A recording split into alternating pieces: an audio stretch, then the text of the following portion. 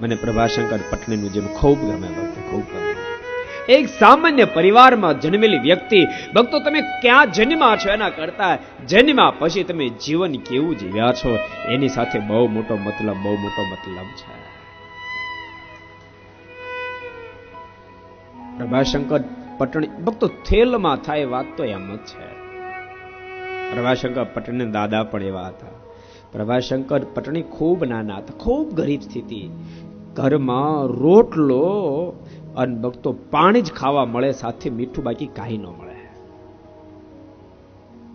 એકવાર પ્રભાશંકરભાઈના મનમાં એમ થયું કે દાદા મોટી ઉંમર છે ને ખાલી રોટલો ને મીઠું જમે છે, તો મારી સ્કૂલની અંદર આંબલી ઊભી લાવી એનો કોલ પાડીને લઈ જાઓ, દાદીમાં એ કોલની ચટણી બનાવશે ને તો દાદા જમશે અને દાદા રાજી થશે.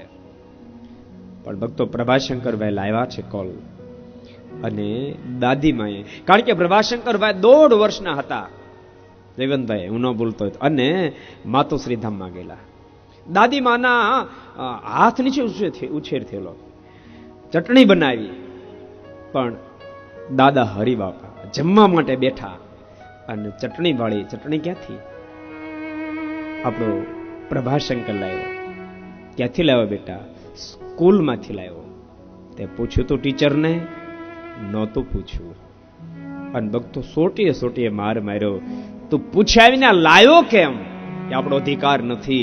લોકો રોટલો ખાશું પરંતુ અનહકનું આપને ખપે નહીં. ભક્તો એની ઘેરે પ્રભાશંકર પાકે, એની ઘેરે પ્રભાશંકર પાકે. એને દુનિયાની કોઈ લાલચમાં ન લેવાય. અદ્ભુત પ્રસંગ મને તમને ભક્તો એનો યાદ આવે છે. ભારત વર્ષના હતા તો એ ભાવનગર સ્ટેટના દિવાન, પણ પૂરા ભારત વર્ષમાંનો ભાર પડતો. કોઈ પણ રાજતંત્રની અંદર ક્યાં બખેડો થાય તો ભક્તોને સમાધાન માટે પ્રભાશંકરભાઈને બોલાવવો પડે. કાશ્મીરના રાજવીને જ્યારે ઝઘડો સંઘર્ષ થયો, પ્રભાશંકરભાઈને ત્યાં બોલાવ્યા અને સંઘર્ષને ઉકેલી નાખ્યો.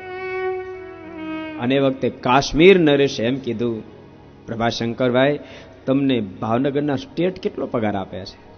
મહિને 5,000. તમે એક કામ કરો, મારા દીવાન બની જાવ, હું તમને 15,000 પગાર આપું. એમ